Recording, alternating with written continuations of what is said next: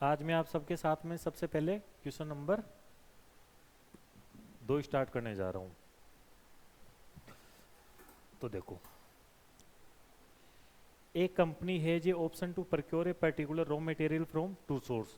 मतलब एक कंपनी है जिसको रॉ मटेरियल परचेज करने के दो सोर्स अवेलेबल है जिसके पास। Source one assure that defective will not be more than 2% of supplied quantity. Source first बोलता है कि भाई साहब हम आपको जितना भी माल सप्लाई करेंगे ना उसमें से 2% से ज़्यादा डिफेक्टिव नहीं होगा, माल डिफेक्टिव नहीं निकलेगा। Source two does not give any assurance, जबकि सोर्स टू अपन कोई भी वादा नहीं करता है। मतलब वो बोलता है कि भाई कितना भी डिफेक्टिव हो सकता है, उसकी कोई फिक्स रेट नहीं है। But on the basis of fast experience of supply received from it is observe that defective percentage is 2.8%।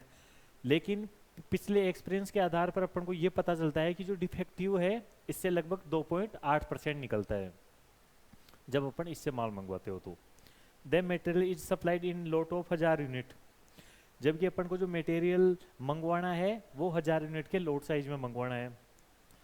Source two is supplied lot a price which is lower by ₹100 as compared to source one. जो source two है ना वो अपन को 100 रुपये सस्ता दे रहा है source first से माल। The defective unit of the material can be rectified use of a cost of ₹5 per unit. जबकि जो डिफेक्टिव यूनिट है ना उसको अपन 5 रुपए लगाकर उसको रेक्टिफाई कर सकते हैं। You are required to find out which of source is more economical. आपको ये फाइंड आउट करना है कि कौन सा सोर्स आपके लिए मोर इकोनॉमिकल है।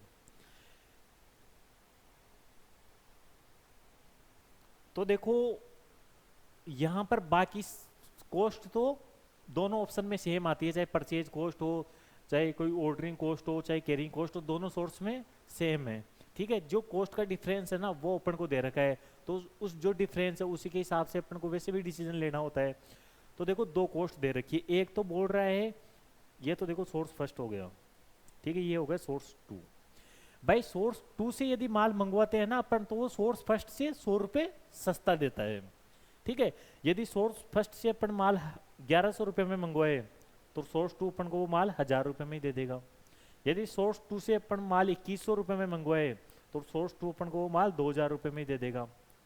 ठीक है, तो ये देखो यहाँ पर 100 रुपये ज़्यादा लगते हैं। ठीक है, तो सोर्स फर्स्ट में मैंने 100 रुपये लिख दिए, यहाँ पर मैंने 0 रुपये लिख दिए। मतलब यहाँ पर परचेज कॉस्ट अपनी 100 रुपये की ज़्यादा पड़ेगी तो वो मैंने ले ली। दूसरी कॉस्ट थी अपनी रेक्टिफिकेशन की कॉस्ट। तो देखो 1000 यूनिट अपन को मंगवानी है, ठीक है, और सोर्स फर्स्ट से मंगवाते हैं ना अपन तब 2% यूनिट डिफेक्टिव होती है। मतलब 2% मतलब 20 यूनिट डिफेक्टिव होगी और 1 यूनिट को रेक्टिफाई करेंगे तो 5 रुपये का खर्चा आता है। मतलब जो अपनी रेक्टिफिकेशन की कॉस्ट है ना वो सोर्स फर्स्ट पर 100 रुपये की आएगी। अब भाई यदि मैं बात करूँ सोर्स टू की तो वहां पर अपना जो रेक्टिफिकेशन हो वो डिफेक्टिव है ना वो 2.8% होता है। तो भाई मेरे को 1000 यूनिट मंगवानी है, यदि मैं सोर्स टू से मंगवाऊँ तो 2.8% डिफेक्टिव होगा, मतलब 48 यूनिट का। और 1 यूनिट की जो डिफेक्टिव की कॉस्ट है ना वो 5 रुपये है, तो 28 यूनिट की जो रेक्टिफिकेशन कॉस्ट आएगी वो आएगी 140 रुपये। तो भाई सोर्स फर्स्ट से यदि अपन माल मंगवाते हैं तो 100 रुपये की तो एडिशनल परचेज कॉस्ट लगेगी, 100 रुपये की रेक्टिफिकेशन कॉस्ट लगेगी, मतलब एडिशनल कॉस्ट पर लोट 200 रुपये की आएगी। जबकि सोर्स टू से मंगवाएंगे तो एडिशनल परचेज कॉस्ट तो कुछ भी नहीं लगेगी। ठीक है, लेकिन रेक्टिफिकेशन के कॉस्ट अपनी 140 रुपये की लगेगी, तो जो टोटल कॉस्ट है ना वो अपनी आएगी 140 रुपये की। टोटल एडिशनल कॉस्ट अपनी आएगी 140 रुपये की। तो देखो सोर्स टू में अपने 60 रुपये का फायदा हो रहा है, तो अपने पास अपने लिए मोस्ट इकोनॉमिक सोर्स लेवल कौन सा है? Source two. देखो अपन सोर्स टू से माल मंगवाएंगे। अब भाई मैं आगे की तरफ चलूं तो देखो क्वेश्चन नंबर 3 की मैं बात करता हूं। ऐसा क्वेश्चन मैंने कल करवाया था, लेकिन आज एक और क्वेश्चन मैं आपको ऐसा करवा देता हूं जिससे आपकी अच्छी प्रैक्टिस हो जाए। RST Limited has received an offer of quantity discount on its order to material as under। मतलब RST लिमिटेड को एक क्वांटिटी डिस्काउंट का ऑफर मिला है, मतलब जो सप्लायर है उसने अपन को कोटेशन बनाकर दे दी कि भाई यदि आप 0 से 50 यूनिट तक परचेज करते हो तो हम आपको 9600 रुपीज में माल दे देंगे। यदि आप 50 से लेकर 100 यूनिट के लोड साइज में माल लेते हो तो हम आपको 9360 रुपये में माल दे देंगे। यदि आप 100 से लेकर 200 यूनिट के लोड साइज में माल खरीदते हो तो हम आपको 9120 में दे देंगे। यदि आपका लोड साइज 200 से लेकर 300 के बीच में रहता है तो 8880 में हम आपको माल दे देंगे। लेकिन यदि आपका लोड साइज 300 यूनिट से ज़्यादा का रहता है तो 8640 में हम आपको माल दे देंगे। ठीक है। The annual requirement of raw material is 500 ton. भाई जो एनुअल रिक्वायरमेंट है ना आपको रॉ मटेरियल की वो 500 टन है, मतलब साल भर में आपको टोटल 500 टन परचेज करना है। ऑर्डरिंग कॉस्ट पर ऑर्डर है आपकी 12500, जबकि कैरिंग कॉस्ट आपकी 25% मटेरियल कॉस्ट पर एनम। और आपको पता है कि कैरिंग कॉस्ट यदि परसेंटेज में दे रखी होती है तो वो परचेज प्राइस का लेते हैं। Compute the most economic purchase level, आपके लिए कौन सा परचेज लेवल बेस्ट रहेगा वो आपको निकाल के बताना है। दूसरा क्वेश्चन पूछ रहा है compute EOQ if there no quantity discount and price per ton is 10,500। दूसरा क्वेश्चन ये बोल रहा है कि आप ईओक्यू निकाल कर बताओ यदि आपके जो प्राइस पर टन है वो 10,500 फिक्स है। तो देखो पहला क्वेश्चन में अपन को डिस्काउंट दे रखा है तो अपन टेबुलर मेथड से ईओक्यू निकालेंगे। जबकि जो दूसरा क्वेश्चन है उसमें परचेज प्राइस फिक्स है, ठीक है, उसमें कोई डिस्काउंट नहीं है, तो वहां अपन फॉर्मूला मेथड लगा के ईओक्यू निकालेंगे। ठीक है भाई, अब मैं इसके सॉल्यूशन आपको समझाता हूं। तो देखो अपने पास ऑप्शन है, यदि 50 0 से लेकर 50 टन के बीच में मंगवाए तो यहाँ मैं ऑप्शन बना लेता हूँ 40 टन का। ठीक है, आप वैसे 0 से लेकर 50 के बीच में आप कोई सा भी ले सकते हो। 50 से लेकर 100 टन के बीच में मैं 50 टन ले लेता हूँ। दूसरा ऑप्शन ये बना लेता हूँ। तीसरा ऑप्शन में 100 टन का बना लेता हूँ। चौथा ऑप्शन में 200 टन का बना लेता हूँ। और पांचवा ऑप्शन में 300 टन का बना लेता हूँ। इस तरीके से मैं ऑप्शन बना लूंगा और ऑप्शन बना के मैं total raw material cost calculate कर लूंगा। जहां पर मेरी रॉ मटेरियल कॉस्ट कम से कम आएगी वो मेरा इकोनॉमिक लेवल हो जाएगा।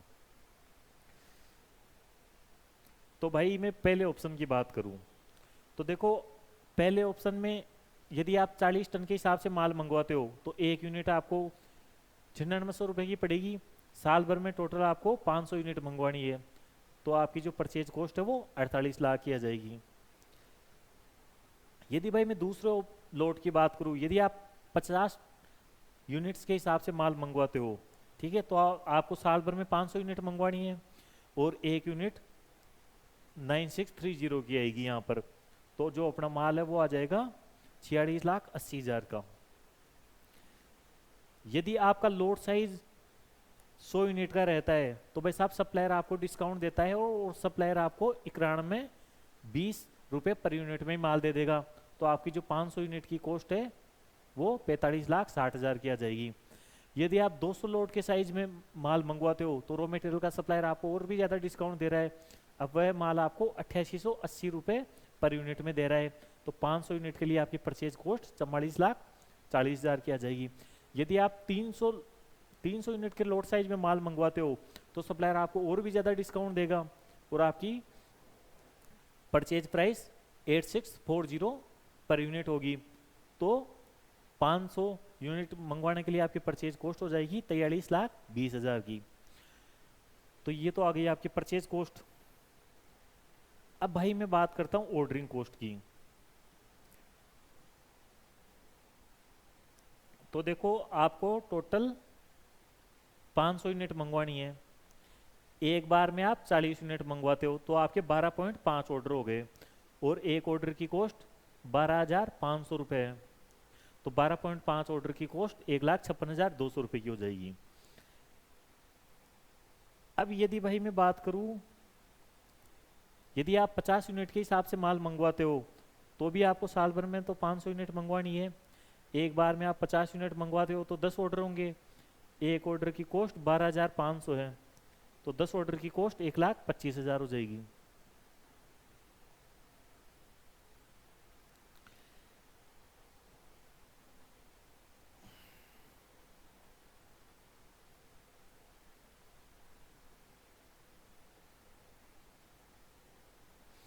यदि आप 100 यूनिट के हिसाब से माल मंगवाते हो, ठीक है, तो आपको 500 यूनिट मंगवानी है।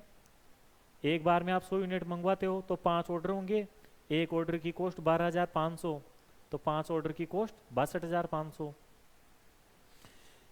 यदि आप 200 यूनिट के हिसाब से माल मंगवाते हो तो टोटल आपको साल भर में 500 यूनिट मंगवानी है। एक बार में 200 यूनिट मंगवाते हो तो कितने, 2.5 चक्कर हो गए, एक चक्कर की कॉस्ट 12,500, तो 2.5 चक्कर की कॉस्ट 31,250। यदि आप 300 यूनिट के लोड साइज में माल मंगवाते हो तो आपको साल भर में 500 यूनिट मंगवानी है।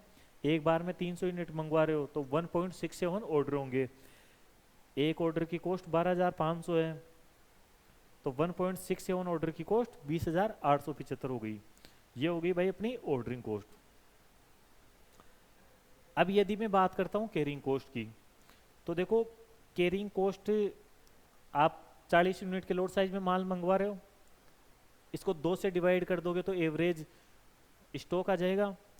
और आपको कैरिंग कॉस्ट परसेंटेज में दे रखी है, तो आपको पता है कैरिंग कॉस्ट परसेंटेज में दे रखी होती है तो वो अपन परचेज प्राइस का लेते हैं, तो परचेज बाय प्राइस 9600 का 0.25 ले लेंगे, तो इसका सॉल्यूशन करेंगे तो 48,000 रुपये अपनी कैरिंग कॉस्ट आ जाएगी।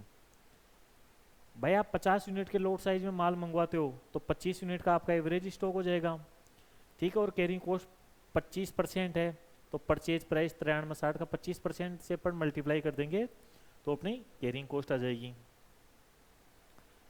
अब यदि 100 यूनिट के हिसाब से आप माल मंगवाते हो, ठीक है, तो 50 यूनिट का एवरेज स्टॉक हो जाएगा, और कैरिंग, अब आपकी परचेज प्राइस चेंज हो गई तो कैरिंग कॉस्ट भी चेंज हो जाएगी, तो carrying cost per unit per annum से मल्टीप्लाई कर देंगे तो अपनी टोटल कैरिंग कॉस्ट हो जाएगी। भाई आप 200 यूनिट के हिसाब से माल मंगवाते हो तो 100 यूनिट का एवरेज स्टॉक हो गया, अब आपकी परचेज प्राइस चेंज होकर 8880 हो गया, तो इसका 25% कर लेंगे अपन और कैलकुलेशन करेंगे तो 2,22,000 की कैरिंग कॉस्ट आ जाएगी। भाई यदि आप 300 यूनिट के हिसाब से माल मंगवाते हो तो 150 यूनिट का आपका एवरेज स्टॉक हो गया, और एक यूनिट आती है आपकी 8640 की, तो उसका मैं 25% कर लूँगा तो carrying cost per unit per annum आ जाएगी अपनी, और उसको एवरेज स्टॉक से मल्टीप्लाई कर दूंगा तो मेरी कैरिंग कॉस्ट आ जाएगी। अब भाई मैं क्या करूँगा, परचेज कॉस्ट, उसमें ऑर्डरिंग कॉस्ट ऐड कर लूँगा, उसमें कैरिंग कॉस्ट ऐड कर लूँगा तो मेरी टोटल रॉ मटेरियल कॉस्ट आ जाएगी। तो देखो पहले ऑप्शन के हिसाब से आप माल खरीदते हो तो टोटल रॉ मटेरियल कॉस्ट आ गई है आपकी 50,04,250। यदि दूसरे ऑप्शन से आप माल खरीदते हो तो टोटल रॉ मटेरियल कॉस्ट आ जाएगी आपकी 48,63,500। यदि आप तीसरे ऑप्शन के हिसाब से माल परचेज करते हो तो टोटल रॉ मटेरियल कॉस्ट आपकी 46,36,500 की आ जाएगी। यदि आप चौथे ऑप्शन के हिसाब से माल खरीदते हो तो टोटल रॉ मटेरियल कॉस्ट आपकी 46,93,250 की आ जाएगी। यदि आप पांचवें ऑप्शन के हिसाब से माल खरीदते हो तो टोटल रॉ मटेरियल कॉस्ट आपकी 46,64,875 आ गई। और यदि आप ध्यान से देखोगे ना तो इस ऑप्शन में आपकी टोटल रॉ मटेरियल कॉस्ट सबसे कम आ रही है। तो देखो about table show that total cost of 500 unit including ordering and carrying cost minimum 46,64,875, where the order size is 300 unit का, hence the most economic purchase level is 300 unit. ठीक है भाई, ये क्वेश्चन तो हो गया, ये अपन ने टेबुलर मेथड लगा के क्वेश्चन सोल्व कर दिया। अब दूसरा क्वेश्चन अपन को ये पूछ रहा है कि भाई साहब ये जो हमने आपको ऑफर दिया ना, इस ऑफर को आप भूल जाओ, ये ऑफर हमने दिया ही नहीं है, हमने आपकी परचेज प्राइस फिक्स कर दी 10,500, तो आप ईओक्यू निकालो। ठीक है, तो आपको पता है जब आपके पास डिस्काउंट नहीं होता है और परचेज प्राइस फिक्स होता है तब वहां पर अपन फॉर्मूला मेथड लगा के ईओक्यू निकाल रहे हैं। और फॉर्मूला मेथड की यदि मैं बात करूं तो वो है 2RO/C। 2 annual requirement of raw material है 500 टन की, और ऑर्डरिंग कॉस्ट पर ऑर्डर है 12,500, और कैरिंग कॉस्ट 10,500 का यदि मैं 25% करूंगा तो ये 26-25 आ गया। और इस हिसाब से मैं ईओक्यू निकालूंगा तो 69 टन का मेरा ईओक्यू आ गया। ठीक है, ये क्वेश्चन भी हो गया अपना कंप्लीट। भाई क्वेश्चन नंबर 4 है, ये बहुत अच्छा क्वेश्चन है, बहुत पुराना क्वेश्चन है ये, इसमें थोड़ी बहुत कॉम्प्लिकेशन है तो मैं आपको लास्ट में करवाऊंगा।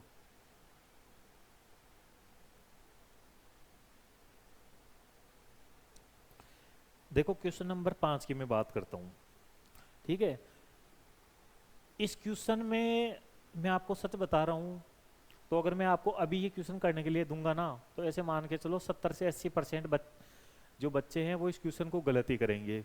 हालांकि इसके बारे में मैंने कल आपको समझा दी थी चीज, ठीक है, फिर भी गलत करेंगे। ठीक है, लेकिन अब मैं आपको बताऊंगा कि वो स्टूडेंट कहाँ गलती करते हैं। ठीक है, और इस चीज का ध्यान रखना है। और ये क्वेश्चन जब एग्जाम में भी आता है ना, तो मोस्ट ऑफ द स्टूडेंट इस क्वेश्चन को गलत करके आते हैं। उसका रीजन केवल एक है, ठीक है, वो मैं आपको अभी बताऊंगा। एक company manufacturing A 5000 unit of A product per month. ठीक है, जो कंपनी है ना वो 5000 यूनिट पर मंथ की प्रोडक्ट को बनाती है। तो देखो यहां मैं आर निकालूंगा तो 5000 यूनिट पर मंथ है। ठीक है, तो 12 महीने के लिए जो आर हो जाएगा वो हो जाएगा अब मेरा 60,000 यूनिट का। ठीक है, ये मेरा आर आ गया। ठीक है, और स्टूडेंट इस क्वेश्चन को ऐसे ही एग्जाम में सोल्व करके आते हैं, यहां पर स्टूडेंट से हो जाती है गलती। देखो क्वेश्चन क्या बोल रहा है, दोबारा से ध्यान से देखना आप। एक company manufacturers 5000 unit of A product per month, मतलब ये 5000 यूनिट है ना वो अपने फिनिश गुड्स की है, वो अपने प्रोडक्ट की है, रॉ मटेरियल की नहीं है। जबकि आपको पता है आप ईओक्यू रॉ मटेरियल का निकालते हो तो एनुअल रिक्वायरमेंट भी आपको रॉ मटेरियल की ही चाहिए होती है, प्रोडक्ट की नहीं चाहिए होती है। ठीक है, तो इस चीज का आप स्पेसिफिकली एग्जाम में ध्यान रखना कि जो आपको यूनिट दे रखी है वो प्रोडक्ट की दे रखी है या आपको रॉ मटेरियल की दे रखी है, और पर मंथ दे रखी है पर एनम दे रखी है। ठीक है, इस चीज का भी आप थोड़ा ध्यान रखना। लेकिन इस चीज का खास तौर पर ध्यान रखना, इसमें स्टूडेंट बहुत ज्यादा गलती करते हैं, क्योंकि उनकी आदत होती है, ठीक है भाई 5000 इंटू 12 बार 5 60,000 रुपये आर निकाल देते हैं। ठीक है, ये प्रोडक्ट है। The cost of placing an order is ₹100, ordering cost per order है 100 रुपए। The purchase price of raw material is ₹10 पर केजी, और जो रॉ मटेरियल है वो 10 रुपए पर केजी का अपने पास आ रहा है। The reorder period is 4 week 8 week. ठीक है, मिनिमम रीऑर्डर पीरियड 4 वीक का है, मैक्सिमम रीऑर्डर पीरियड 8 डेज का है, तो एवरेज रीऑर्डर पीरियड 6 वीक का आ जाएगा।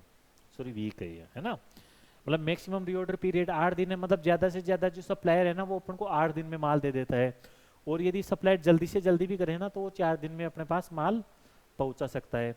लेकिन एवरेज अगर मैं इनका एवरेज करूं तो 6 वीक आ गया, मतलब 6 वीक में वह माल पहुंचा देता है। The consumption of raw material varies from 10 kg 450 kg per week, the average consumption it is being 275 kg। भाई जो आपका मिनिमम कंजम्पशन रेट है वो 200 यूनिट 100 kg का है, और आपका जो एवरेज कंजम्पशन रेट है वो 275 kg का है, और जो मैक्सिमम कंजम्पशन रेट है वो आपको 450 kg की है। The carrying cost of inventory is 20 per annum, और आपकी जो कैरिंग कॉस्ट है ना वो 20% है, और आपको पता है कि कैरिंग कॉस्ट यदि परसेंटेज में दे रखी होती है तो अपन परचेज प्राइस का निकालते हैं। तो देखो परचेज प्राइस है मेरे 10 रुपए, उसका 20% आ जाएगा ₹2, ये हो जाएगा पर यूनिट पर एनम। भाई आपको रीऑर्डर क्वांटिटी निकालनी है, और मैंने बताया था रीऑर्डर क्वांटिटी और ईओक्यू एक ही चीज होती है, कल की क्लास में मैंने इसके बारे में आपको समझा दिया था। आपको रीऑर्डर लेवल निकालना है। अब देखो रीऑर्डर लेवल की 2 अप्रोच होती है, एक कंजर्वेटिव अप्रोच, एक मॉडरेट अप्रोच। यदि क्वेश्चन सेफ्टी स्टॉक दे रखा होता है तब तो अपन लगाते हैं मॉडरेट अप्रोच, लेकिन यहाँ पर देखो क्वेश्चन ने अपन को सेफ्टी स्टॉक नहीं दे रखा है तो अपन कंजर्वेटिव अप्रोच लगाएंगे। आपको मैक्सिमम स्टॉक लेवल निकालना है, आपको मिनिमम स्टॉक लेवल निकालना है, और आपको एवरेज स्टॉक लेवल निकालना है। ठीक है भाई, हम सब निकाल देंगे, लेकिन देखो यहाँ अगर आप ध्यान से देखोगे ना तो आपको annual requirement of raw material नहीं दे रखी है। ठीक है, annual requirement of raw material आपको नहीं दे रखी है। वो जो एनुअल रिक्वायरमेंट दे रखी है वो अपनी फिनिश गुड्स की है, ना कि रॉ मटेरियल की। तो भाई वो अपन कैसे निकालेंगे? देखो एवरेज आप जो कंजम्पशन है ना वो एक वीक में 275 kg का करते हो। ठीक है, ये आपकी कंजम्पशन रेट आ गई। और जो साल भर में वीक होते हैं ना वो होते हैं 52।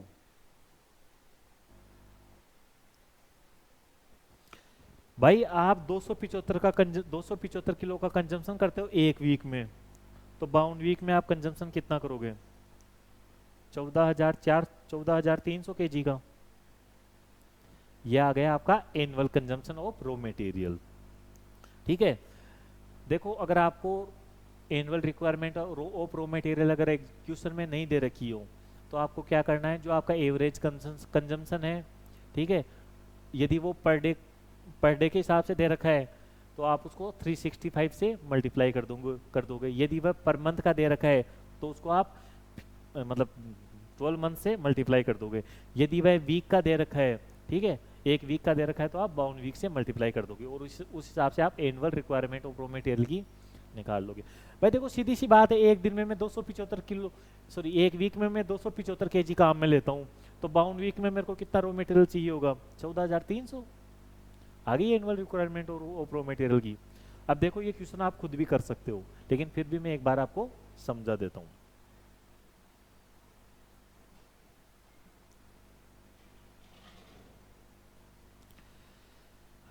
देखो सबसे पहले क्वेश्चन ने बोला था कि आप ईओक्यू निकालो, तो यहाँ पर कोई डिस्काउंट नहीं है तो अपन फॉर्मूला मेथड लगाएंगे।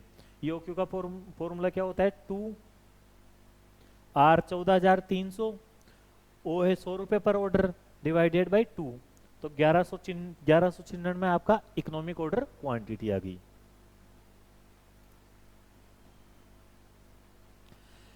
अब भाई मैं रीऑर्डर लेवल की बात करता हूँ, तो रीऑर्डर लेवल के लिए जो अपना फॉर्मूला हो जाएगा वो क्या हो जाएगा? Maximum consumption rate into maximum reorder period.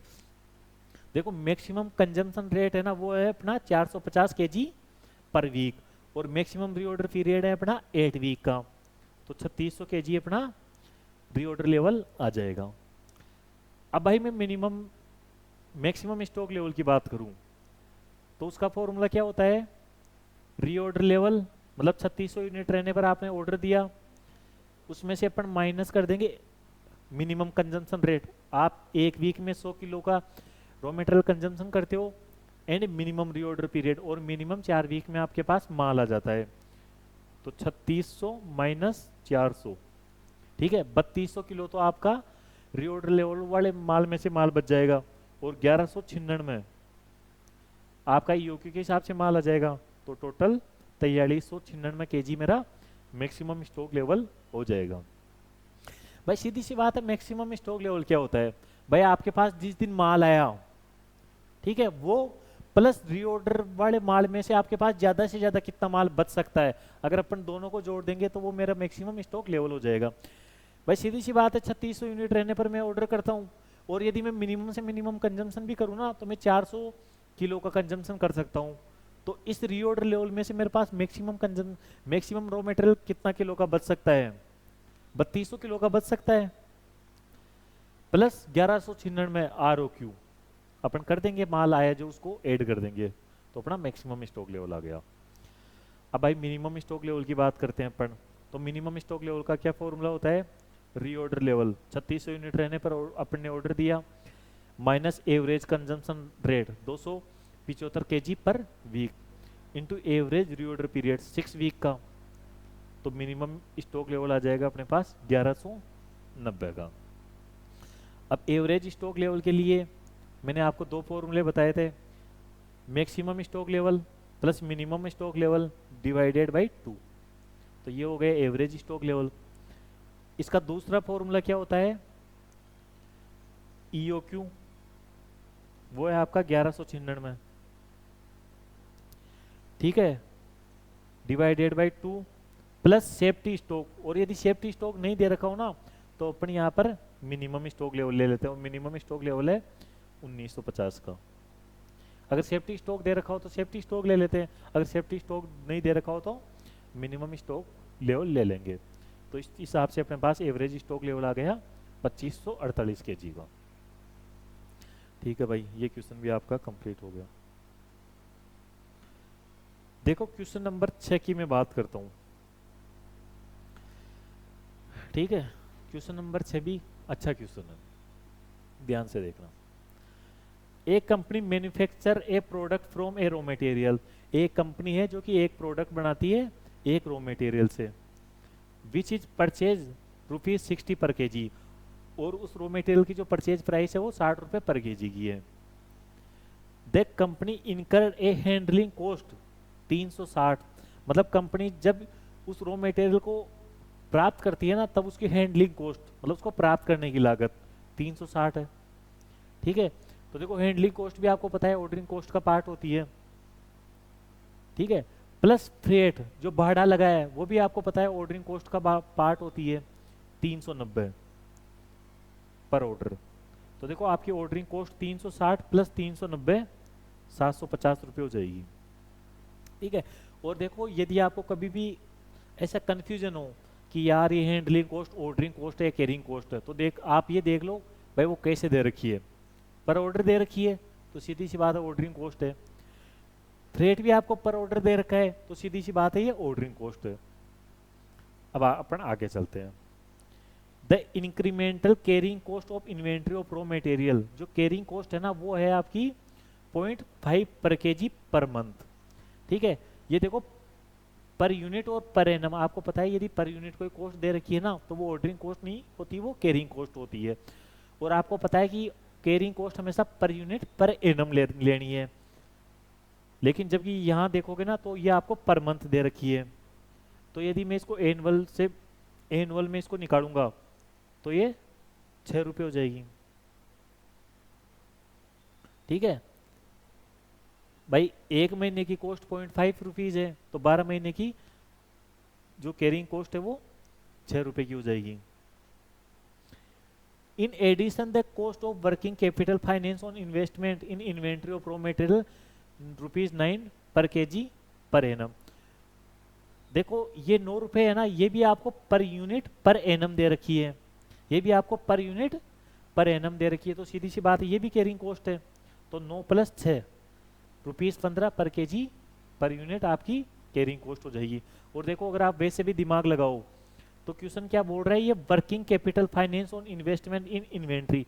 भाई साहब आपने जो गोदाम में आपने जो माल रखा हुआ है ना, उस पर 1 किलो रखने पर मेरे को साल भर की जो मेरी फाइनेंस की कॉस्ट है, उसमें जो मेरी कैपिटल इन्वॉल्व है ना, उस पर मेरे को ब्याज देना पड़ रहा है। ठीक है, वो ब्याज का जो नुकसान है वो सीधी सी बात है आपकी कैरिंग कॉस्ट ही होगी। तो वो ₹9 पर केजी पर एनम है।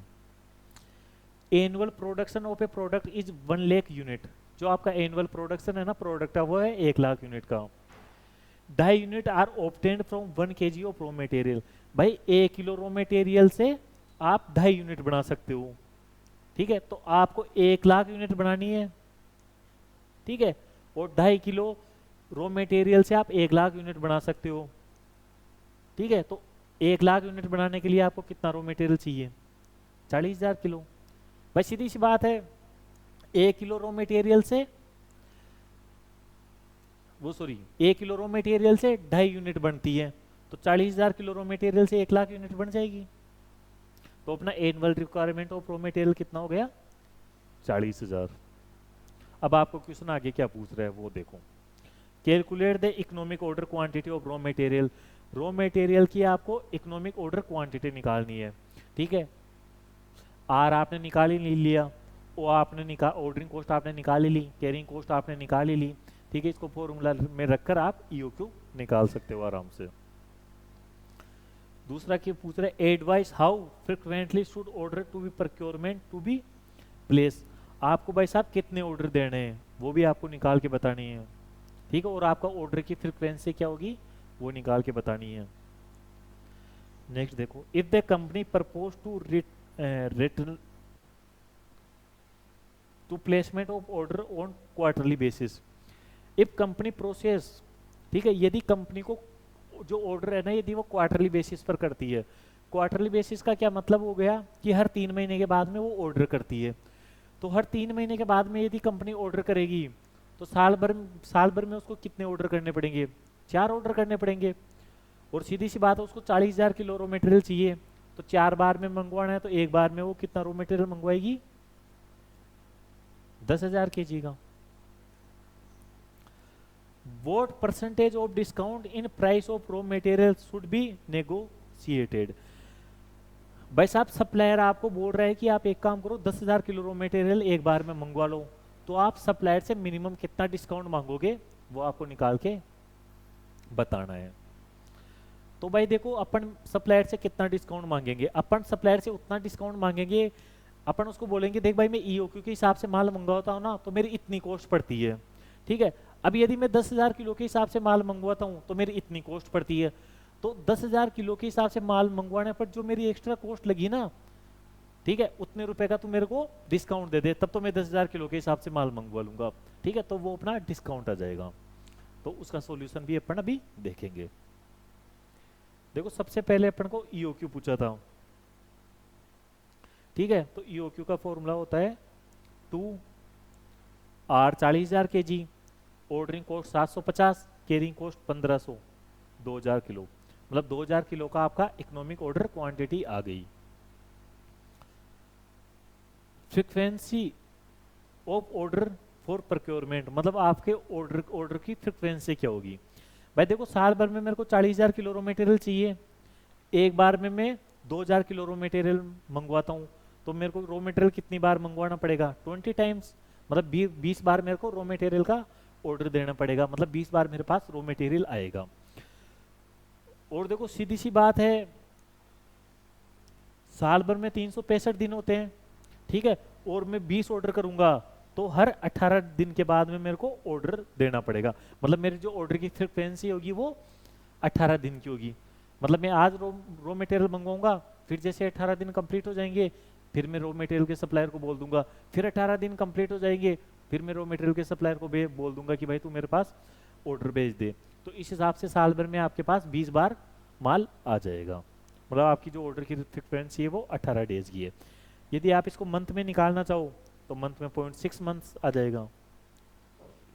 देखो, क्वेश्चन ने आपको स्पेसिफाई नहीं कर रखा भाई आपको मंथ में निकालना है या डे में निकालना है, तो आप दोनों में भी निकाल सकते हो, या डे या मंथ किसी एक में भी निकाल सकते हो, ठीक है। यदि आपको क्वेश्चन स्पेसिफाई कर दे भाई आपको ये मंथ्स में निकालना है, या आपको वीक में निकालना है, या आपको डेज में निकालना है, तो उस सिचुएशन में अपन यदि क्वेश्चन ने मंथ में निकालने के लिए बोल रखा है तो मंथ में निकाल देंगे, वीक में निकालने के लिए बोल रखा है तो वीक में निकाल देंगे, ठीक है, बाउंड वीक में भाग दे देंगे नंबर ऑफ ऑर्डर का। यदि वो डेज में निकालने के लिए बोल रहा है तो 365 में नंबर ऑफ ऑर्डर से अपन डिवाइड कर देंगे, ठीक है भाई।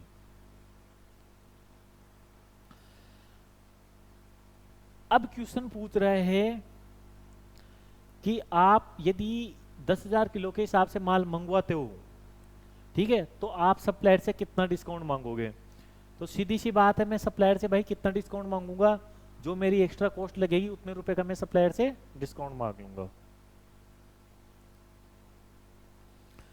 तो देखो, मैंने 2 कॉलम बना लिए, एक कॉलम बना लिया 10,000 किलो के हिसाब से, एक कॉलम बना लिया मैंने 2,000 किलो के हिसाब से,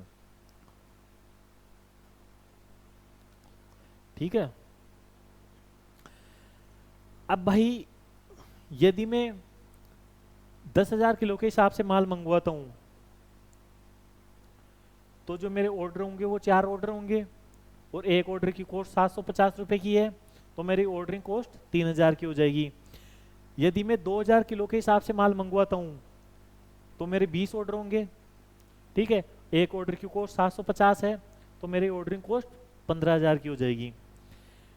अब मैं कैरिंग कॉस्ट की बात करूं और मैं 10,000 यूनिट के हिसाब से माल मंगवाता हूं तो मेरा एवरेज स्टॉक 5,000 किलो का हो जाएगा, और carrying cost per unit per annum है मेरी 15 रुपए की, तो मेरी जो कैरिंग कॉस्ट है वो हो जाएगी 75,000 की। यदि मैं 2,000 किलो के हिसाब से माल मंगवाता हूं तो मेरा एवरेज स्टॉक 1,000 किलो का हो जाएगा, और एक यूनिट की कैरिंग कॉस्ट है 15 रुपए की, तो मेरी कैरिंग कॉस्ट 15,000 की हो जाएगी। तो भाई सीधी सी बात है, यदि मैं ईओक्यू के हिसाब से माल मंगवाता हूँ तो मेरी रेलेवेंट कॉस्ट हो जाएगी 30,000 की, और यदि मैं 10,000 यूनिट के हिसाब से माल मंगवाता हूँ तो मेरी रेलेवेंट कॉस्ट हो जाएगी 78,000 की। ठीक है, देखो यहाँ में पर मैंने परचेज कॉस्ट नहीं ली। परचेज कॉस्ट मैंने इसलिए नहीं ली कि अगर आप परचेज कॉस्ट लोगे ना तो वो दोनों में सेम आएगी। ठीक है, तो वो चाहे लो चाहे मत लो, उससे कोई फर्क नहीं पड़ेगा, वो इनरेलेवेंट हो गई। तो भाई सीधी सी बात है, अपन सप्लायर को बोलेंगे देख भाई मैं ईओक्यू के हिसाब से माल मंगवाता हूँ तो मेरी 30,000 की रेलेवेंट कॉस्ट पड़ती है, और तू बोलता है कि 10,000 किलो के हिसाब से माल मंगवाओ तो मेरी रेलेवेंट कॉस्ट 78,000 की पड़ती है, तो मैं जो एक्स्ट्रा कॉस्ट है ना वो 48,000 की पड़ती है। तो भाई सीधी सी बात है, तू मेरे को 48,000 का डिस्काउंट दे दे। ठीक है, मैं मिनिमम कितना डिस्काउंट मांगूंगा, 48,000 का। तब तो मैं जो तूने मेरे को बताया उसके हिसाब से मैं माल मंगवा लूंगा। तो देखो मेरे को 48,000 रुपये का डिस्काउंट चाहिए 40,000 यूनिट पर। तो एक यूनिट 1 किलो पर मेरे को एक, सॉरी यहाँ यूनिट इन्होंने गलत लिखा है, यहाँ पर केजी आएगा। भाई 1 किलो पर मेरे को, सॉरी 48,000 का डिस्काउंट चाहिए मेरे को 40,000 किलो पर। भाई साल भर में तो मेरे को 40,000 किलो ही मंगवानी है ना, तो 1 किलो पर आप कितने रुपए का डिस्काउंट मांगोगे, 1.2 रुपीज का। अगर मैं इसको परसेंटेज में निकालूं तो भाई मेरे परचेज प्राइस 60 रुपए की है, 1.2 रुपए का मेरे को डिस्काउंट चाहिए 60 रुपए पर, तो मेरे को डिस्काउंट चाहिए 2%। भाई मैं मिनिमम बोलूंगा कि भाई तू मेरे को मिनिमम 2% का डिस्काउंट दे दे, तब तो जो तूने बोला है उसके हिसाब से मैं माल मंगवा लूंगा। ठीक है, ये एक नया पॉइंट था जो मैंने आपको समझा दिया है। अब इसके बाद में मैं आपके साथ डिस्कस करने जा रहा हूं क्वेश्चन नंबर 7 देख लेते हैं अपन। ठीक है, देखो क्वेश्चन नंबर जो 7 है ना वो भी नया क्वेश्चन है। ठीक है, देख लेते हैं। The quarterly production of a company product which is steady market is 20,000 unit, or each of unit product it is required 0.5 kg of raw material। भाई जो आपका क्वार्टरली प्रोडक्शन होता है ना वो 20,000 यूनिट का होता है। ठीक है, और हर एक यूनिट को बनाने के लिए आपको 5 किलो रॉ मटेरियल चाहिए। तो भाई मैं आर की बात करूं तो देखो 20,000 यूनिट का प्रोडक्शन करते हो आप एक क्वार्टर में, और आपको पता है एक क्वार्टर में 3 महीने होते हैं,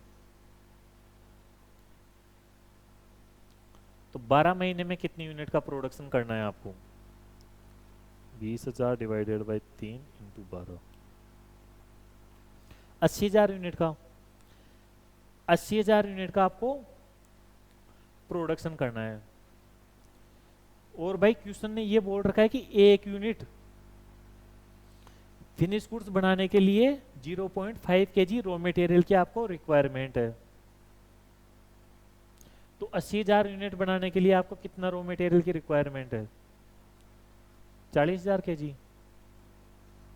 एक यूनिट बनाने के लिए आधा किलो रॉ मटेरियल लगता है, तो 80,000 यूनिट बनाने के लिए कितना रॉ मटेरियल कंज्यूम होगा, 40,000, और 40,000 अपनी annual requirement of raw material आ जाएगी। The cost of placing one order for raw material is ₹100। भाई आपको एक ऑर्डर देने की जो ऑर्डरिंग कॉस्ट है ना वो है 100 रुपए। ठीक है, the inventory carrying cost is ₹2 पर यूनिट पर एनम, और जो आपकी कैरिंग कॉस्ट है वो है ₹2 पर unit per annum. The lead time for procurement of raw material is 36 days.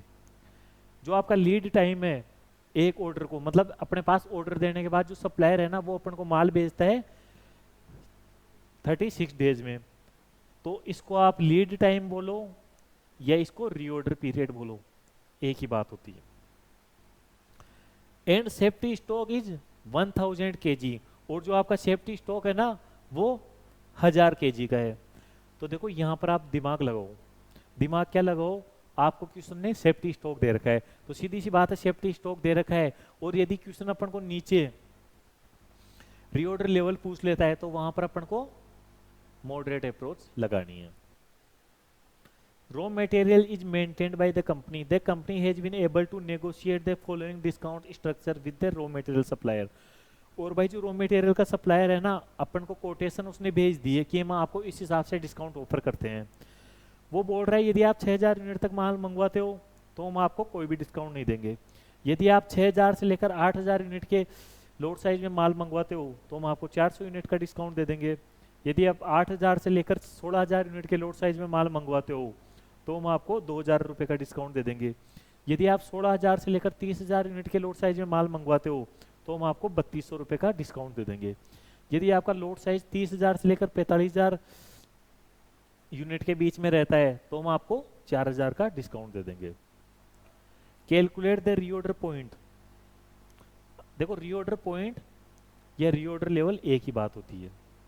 Taking 30 days in a month, और आपको एक महीने में 30 दिन लेने हैं, तो इसका मतलब साल भर में कितने दिन लेने हैं आपको? 36 डेज। ठीक है। Prepare a statement showing the cost of procurement and storage cost. मतलब आपको एक ऐसा स्टेटमेंट बताना है जिसमें आपकी ऑर्डरिंग कॉस्ट आ जाए और आपकी कैरिंग कॉस्ट आ जाए after considering the discount of company effect. और आपको ये जो डिस्काउंट है ना इसका इफेक्ट भी शो करना है। यदि आप साल भर में 1 ऑर्डर करते हो तो, यदि आप साल भर में 2 ऑर्डर करते हो, 4 ऑर्डर करते हो, 6 ऑर्डर करते हो तो। ठीक है, ठीक है भाई, कर देंगे। तो देखो सबसे पहले मैं वर्किंग नोट में ईओक्यू निकाल लूंगा। ठीक है, हालांकि ईओक्यू अपन को पूछा नहीं था लेकिन अपन वर्किंग नोट में ईओक्यू निकाल लेंगे। तो ईओक्यू का फॉर्मूला आपको पता है, 2R है 40,000 kg का, ओ है 100 रुपये का और सी है 2 रुपये का। तो ईओक्यू हो जाएगा आपका 2000 kg का। ठीक है। अब भाई मैं ऑर्डरिंग कॉस्ट की बात करूं तो देखो आप ईओक्यू के हिसाब से माल मंगवाते हो ना, तो 40,000 किलो रॉ मटेरियल चाहिए। एक बार में आप 2000 किलो मंगवा रहे हो तो आपको कितने ऑर्डर करने पड़ेंगे? 20 ऑर्डर। एक ऑर्डर की कॉस्ट 100 रुपये है, तो 20 ऑर्डर की कॉस्ट 2000 हो जाएगी। और कैरिंग कॉस्ट की यदि मैं बात करूं तो 2000 का एवरेज हो जाएगा 1000 kg का। ठीक है, और carrying cost per unit per annum 2 रुपये थी, तो कैरिंग कॉस्ट 2000 की हो जाएगी। तो टोटल ऑर्डरिंग और कैरिंग कॉस्ट हो जाएगी मेरी 4000 की। और आप सब लोगों को पता है कि यदि आप ईओक्यू के हिसाब से माल मंगवाते हो तो ऑर्डरिंग कॉस्ट और कैरिंग कॉस्ट आपकी हमेशा बराबर आती है। देखो इसको निकालने का मैंने आपको एक और फॉर्मूला बताया था।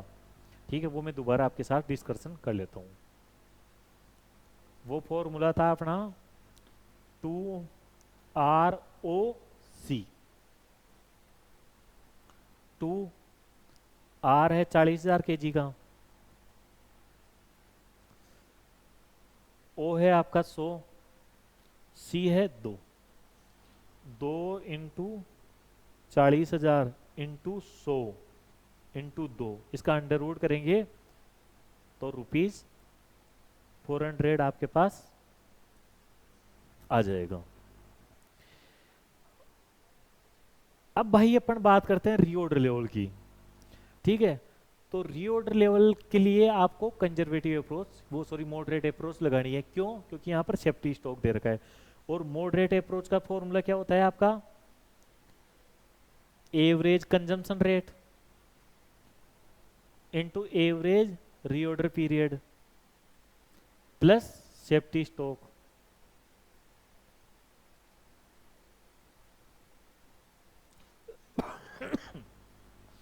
देखो यदि क्वेश्चन में आपको minimum reorder period, maximum reorder period या एवरेज रीऑर्डर पीरियड, इन तीनों में से कोई एक दे रखा है, ठीक है, तो अपन उस एक को ही मिनिमम रीऑर्डर पीरियड मान लेंगे, उसी को मैक्सिमम रीऑर्डर पीरियड मान लेंगे और उसी को ही एवरेज रीऑर्डर पीरियड मान लेंगे। तो देखो क्वेश्चन ने अपन को 36 डेज दे रखा है। और सेफ्टी स्टॉक के लिए क्वेश्चन ने क्या बोल रखा है? 1000 kg का। अब भाई जो प्रॉब्लम आती है वो आती है एवरेज कंजम्पशन रेट। यहाँ पर अपन को कंजम्पशन रेट तो दे ही नहीं रखी है, ठीक है, तो वो कैसे निकाले?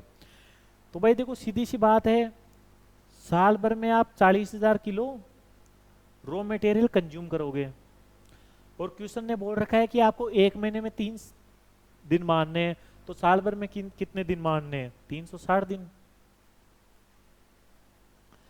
तो भाई मैं 40,000 किलो कंजम्पशन करूंगा 360 दिन में, तो एक दिन में मैं कितनी यूनिट का कंजम्पशन करूंगा, कितने किलो का कंजम्पशन करूंगा? 111.11 का। और इसको मैं 36 से मल्टीप्लाई करूंगा तो मेरे पास 4,000 किलो आ जाएगा। तो 4,000 केजी प्लस 1,000 केजी, 5,000 किलो का मेरा रीऑर्डर पीरियड हो जाएगा। भाई देखो यहाँ पर अपन को एवरेज कंजम्पशन नहीं दे रखा है, भाई मैं एक दिन में कितना कंजम्पशन करता हूँ वो अपन को क्वेश्चन ने नहीं दे रखा है। तो देखो सीधी सी बात है, साल भर में आपको 40,000 किलो कंजम्पशन करना है, मतलब 360 दिन में आप 40,000 किलो रॉ मटेरियल यूज करोगे, तो एक दिन में कितना रॉ मटेरियल यूज करोगे? 111.11 केजी का।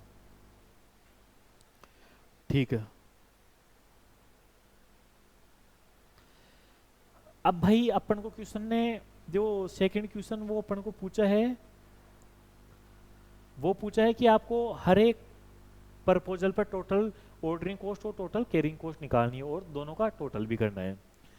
तो देखो क्वेश्चन ने बोला था कि यदि आप एक बार में पूरा रॉ मटेरियल मंगवाते हो तो आप 40,000 किलो मंगवाओगे, यदि आप दो बार में रॉ मटेरियल मंगवाते हो, 40,000 किलो आपको दो बार में मंगवाना है, तो 20,000 किलो के लोड साइज में आप माल मंगवाओगे।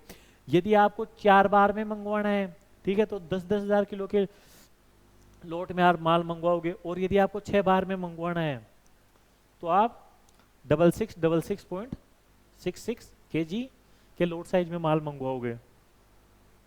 ठीक है भाई, अब देखो ऑर्डरिंग कॉस्ट पर ऑर्डर है आपकी 100 रुपए, तो यहाँ आप एक बार में माल मंगवा रहे हो तो आपकी ऑर्डरिंग कॉस्ट 100 रुपए की हो जाएगी। यहाँ आप माल साल भर दो बार में मंगवा रहे हो तो 100 रुपए के हिसाब से 200 रुपए आपकी ऑर्डरिंग कॉस्ट हो जाएगी।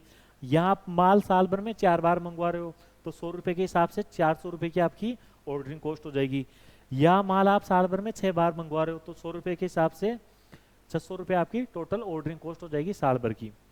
अब भाई मैं कैरिंग कॉस्ट की बात करूँ, ठीक है, तो 40,000 का एवरेज करेंगे तो 20,000 हो जाएगा।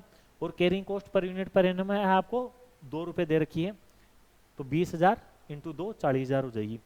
यदि आप 20,000 के लोड साइज में माल मंगवाते हो तो आपका एवरेज स्टॉक 10,000 किलो का हो जाएगा, ठीक है, और 2 से मल्टीप्लाई करूंगा मैं carrying cost per unit per annum से, तो 20,000 की आपकी कैरिंग कॉस्ट हो जाएगी।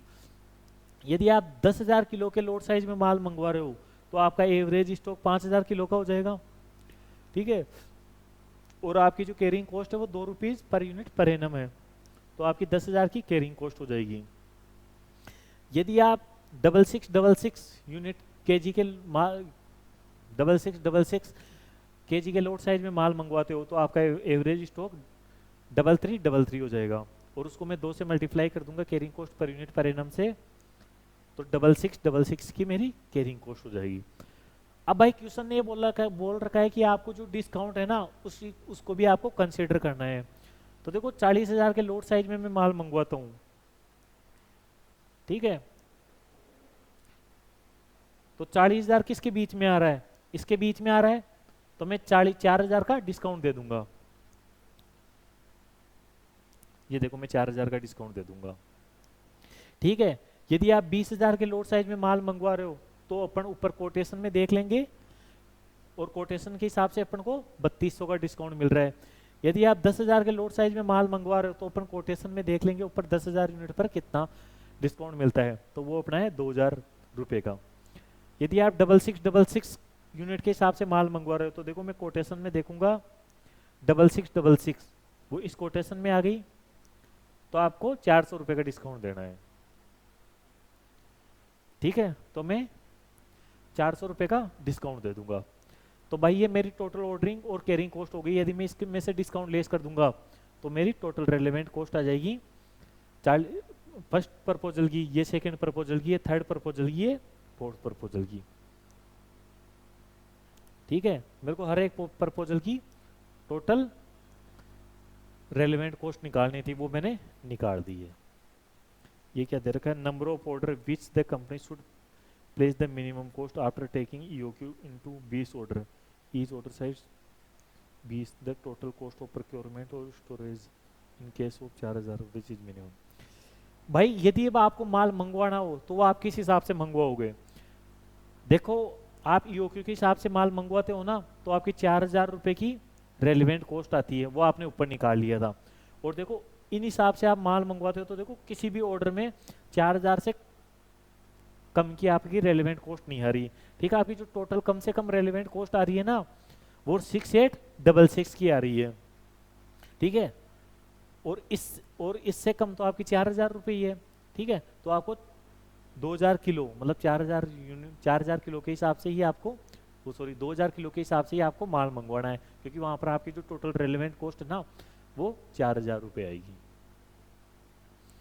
ठीक है, देखो यहाँ पर अपन ने परचेज कॉस्ट नहीं ली।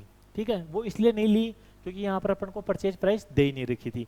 यदि यहाँ पर देखो आपको परचेज प्राइस दे रखी होती है, अगर आप परचेज कॉस्ट लेते ना, तो भी देखो इसमें कोई डिफरेंस नहीं आता, क्योंकि जो डिस्काउंट है ना, देखो डिस्काउंट का जो रेलिवेंस है ना, वो तो यहाँ पर आपने ले लिया। ठीक है, परचेज कॉस्ट में भी आप डिस्काउंट का ही रेलिवेंस लेते हो। ठीक है, तो आप परचेज कॉस्ट में डिस्काउंट का रेलिवेंस कंसीडर करो, या आप जो डिस्काउंट का रेलिवेंस है वो अलग से कंसीडर करो, बात तो एक ही है। ठीक है, आज ये क्लास में यहीं पर समाप्त करता हूँ, और इन टॉपिक्स पर अपन कल कुछ नए क्वेश्चन और करेंगे। हालांकि कंसेप्ट यही रहेंगे, क्वेश्चन भी ऐसे आएंगे, लेकिन कुछ कुछ वहाँ पर नए पॉइंट आपको दिखेंगे, तो उनके बारे में मैं आपको कल और समझाऊंगा। आज के लिए इतना ही।